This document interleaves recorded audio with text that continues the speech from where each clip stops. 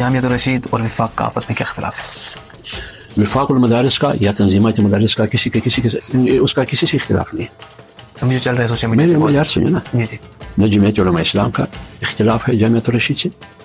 جمعیت علماء اسلام بہت بڑی جماعت ہے اور مولانا فضل الرحمان صاحب اس کے امیر اور اس کے قائد ہیں, اور وہ جمعیت علماء اسلام پاکستان بننے سے پہلے جمعیت علماء ہند تھی, اس کی عمر بھی بہت بڑی ہے, اچھا جامعۃ الرشید سے بڑی ہے.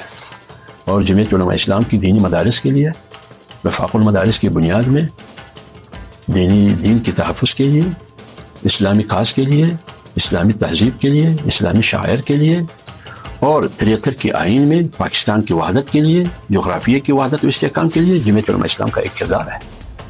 آپ اس کو کمپیئر کرتے ہیں ایک ادارے کے ساتھ. ہاں, ادارے میں قرآن پڑھایا جاتا ہے, پیغمبر کی تعلیمات پڑھائی جاتی ہے, وہ تو ہمارا ایمان ہے. لیکن اگر آپ ایک شخص کے ساتھ کمپیئر کرتے ہیں پارٹی کو یا مولانا صاحب کو جس پارٹی کی قیادت کر رہے ہیں, یہ ستم ظریفی ہے, یہ ظلم ہے, یہ بے انصافی ہے. اور وہ پارٹی جو پاکستان کی قیام میں بھی ان کا کردار ہے. شبیر احمد عثمانی صاحب رحمہ اللہ, یہ اس وقت زمانے کے جمعیت علماء اسلام کے امیر تھے. انہوں نے جھنڈا لہرایا کراچی میں, مولانا ظفر عثمانی نے لہرایا جھنڈا ڈھاکے میں. پاکستان کی توڑنے میں جمعیت علماء اسلام کا کردار نہیں ہے. 70 اور 71 کے انتخابات کو سامنے رکھے کہ مفتی محمود رحمہ اللہ کو کہا گیا اس وقت کے رجیم نے, جنرل یحییٰ نے, کہ جو بھی ڈاکہ جائے گا اس کا ٹانگیں توڑ دوں گا. مفتی محمود رحمہ اللہ میں جاؤں گا, کیونکہ اس نے سینے میں پاکستان کی وحدت تھا, سوچا تھا, وہ درد تھا, تو وہ ڈاکہ گئے اس مقصد کے لیے کہ ڈاکہ اور پاکستان ایک ہے, مغربی اور مشرقی پاکستان ایک ہے, اس مقصد کے لیے گئے. لیکن جو سب سے پہلے پاکستان کا نعرہ لگا رہے تھے انہوں نے کہا ٹانگیں توڑوں گا. تو ملک کی وحدت کے لیے بھی کام کیا ہے جمعیت علماء اسلام, اور جمعیت علماء اسلام نے کبھی بھی ملک توڑنے والوں کا ساتھ نہیں دیا ہے. جمعیت علماء اسلام نے کبھی بھی آئین توڑنے والوں کا ساتھ نہیں دیا ہے, بلکہ جمعیت علماء اسلام ملک بنانے میں ہے, ملک کی وحدت رکھنے کے لیے جمعیت علماء اسلام کا کاوش ہے, اور آئین بنانے میں جمعیت علماء اسلام ہے. مفتی محمود رحمہ اللہ, آج اگر ہم اس کو اسلامی آئین کہتے ہیں تو یہ مفتی محمود رحمہ اللہ شمول مولانا شاہ محمد درانی رحمہ اللہ وغیرہ, یہ ان کی مرہونی منت ہے جو آج اس آئین کو ہم اسلامی کہتے ہیں. آج اگر کوئی مولوی وہ جس مدرسے کا متمم ہو, جس مسجد کا خطیب ہو یا امام ہو, یا سیاسی مولوی ہو یا غیر سیاسی مولوی ہو, آج منبر پر بیٹھ کے وہ ریاست کی اور حکومت کی پالیسی کو چیلنج کرتا ہے, وہ مینار پاکستان پر کھڑے ہو کے ریاست اور حکومت کی پالیسیوں کو چیلنج کرتا ہے, ان کی غیر اسلام نوازی کو, مغرب نوازی کو چیلنج کرتا ہے. تو یہ زبان آپ کو کس نے دیا ہے مولوی صاحب؟ یہ زبان تو آپ کو آئین نے دیا ہے, اور آئین کو یہ زبان کس نے دی ہے گارنٹی؟ یہ مفتی محمود نے دیا ہے, مفتی محمود رحمہ اللہ نے. یہ جمعیت علماء اسلام کی کاوش. آج جو پاکستان میں 23 سے 24 ہزار مدارس ہے, یہ کس کی مرہون منت ہے؟ یہ وفاق المدارس کی مرہون منت ہے, یہ اتحادی تنظیمات مدارس کی مرہون منت ہے, یہ ایک مدرسے کی مرہون منت نہیں ہے, یہ جمعیت علماء اسلام کی مرہون منت ہے. وفاق المدارس کی بنیاد کس نے رکھی؟ مفتی محمود رحمہ اللہ نے کی. تو اس لیے یہ ہمیں اختلاف حکومت سے ہے, حکومت کی پالیسیوں سے ہے, کہ آپ کی پالیسیاں قوم کی امنگوں کی تابع نہیں ہے, آپ کی پالیسیاں مغرب, یورپ اور امریکہ کی امنگوں کی تابع ہے. آپ قانون سازی وہ کرتے ہیں جو امریکہ چاہتا ہے یا یورپ اور مغرب چاہتے ہیں. اب میری لڑائی امریکہ اور یورپ سے ہے, یا ان کی ٹاؤٹ سے ہے, یا ان کی جاسوسوں اور مخبرون سے ہے, وہ جس بھی لباس میں ہو. مولوی صاحب آپ کو کیا پڑی ہے کہ میری مخالفت میں آتے ہیں؟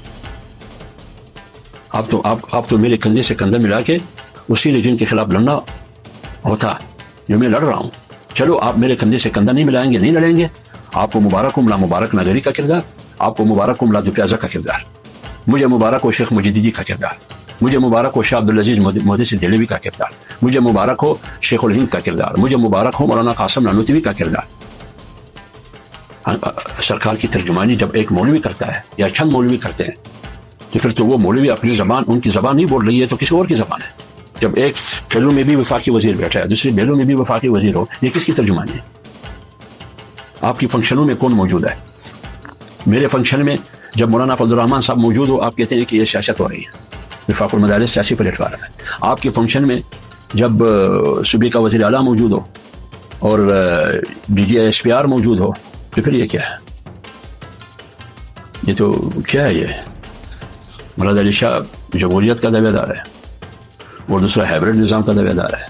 آپ کس نظام میں ہیں, جمہوریت میں یا ہائبرڈ میں؟ آپ نے تو دونوں کو اکٹھا کیا ہے. کیا یہ سیاسی پن نہیں ہے؟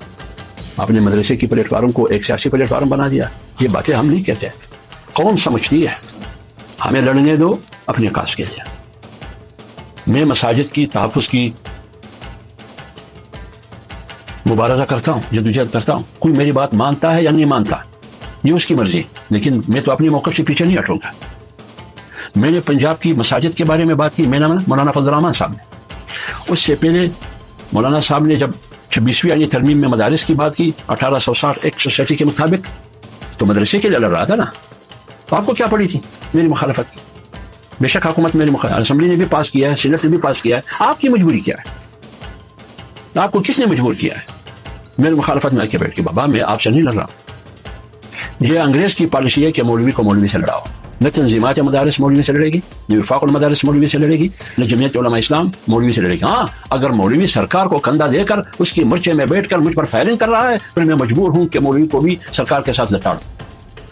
یہ میری مجبوری ہے. حالانکہ انہوں نے کہا ہے کہ حافظ حمد اللہ صاحب تو ہمارے اپنے ہیں. نہیں دیکھیے, میں جس کو آپ اشارہ کرتے ہیں میں نام نہیں لیتا, میں اس کا بہت بڑا احترام کرتا ہوں. ٹھیک ہے, اس کے ادارے میں گیا ہوں, مجھے دعوت دیا ہے. ٹھیک ہے, میں جب بم بلاسٹ ہوا وہ میری عیادت کے لیے آئے, میں شکریہ ادا کرتا ہوں اس کا.